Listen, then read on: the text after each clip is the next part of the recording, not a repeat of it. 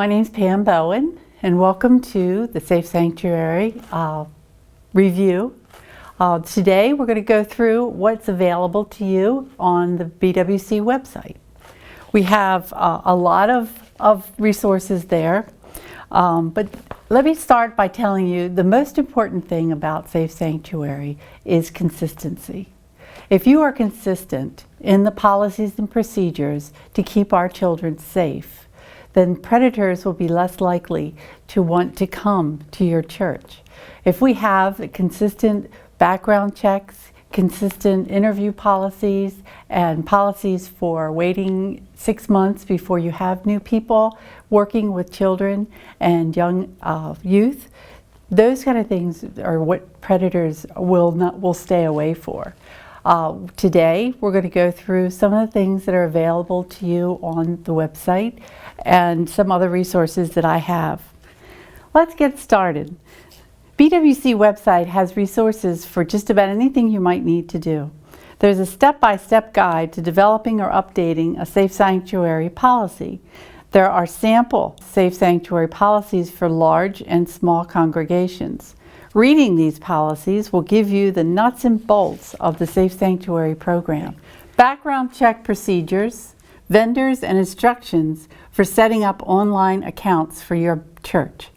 A media safety policy, educational resources including videos from discipleship ministries, discussing training leaders, mandatory reporting, living out the covenant, reference books and articles.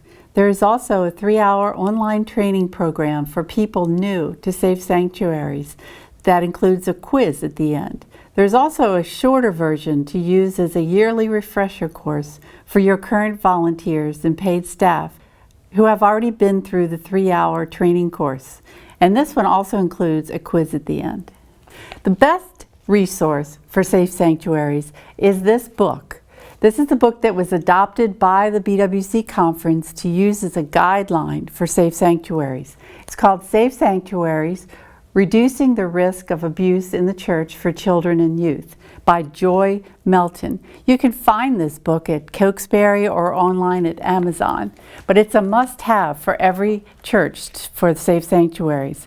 Why is that? Because inside you'll find best practices for churches to use with Safe Sanctuaries. You'll have forms for recruiting volunteers. You'll have background check authorization forms. You will have forms to use when you're interviewing someone that includes interview questions. There's also information in here about introducing the Safe Sanctuary policy to your congregation that includes opening prayers, reviewing the covenant, and living into the Safe Sanctuary policy, and words for the congregation to repeat to say that they are prepared to uphold our Safe Sanctuary policy. Also, an explanation and procedure for after abuse. What then? Reports of suspected incidents for child abuse and procedures to follow if the unthinkable happens. On the BWC website, there's a place where you can find the information about sexual misconduct, BWC clergy and laity sexual misconduct policy, and guidelines for dealing with registered sex offenders, and also the laity sexual misconduct form. Remember, whether you're new to Safe Sanctuaries or you need a refresher course, the main thing is to be consistent. If you're consistent in your policies and procedures, we will be more vigilant in keeping our churches and congregations free from possible abuse. Remember, Jesus said, bring the little children.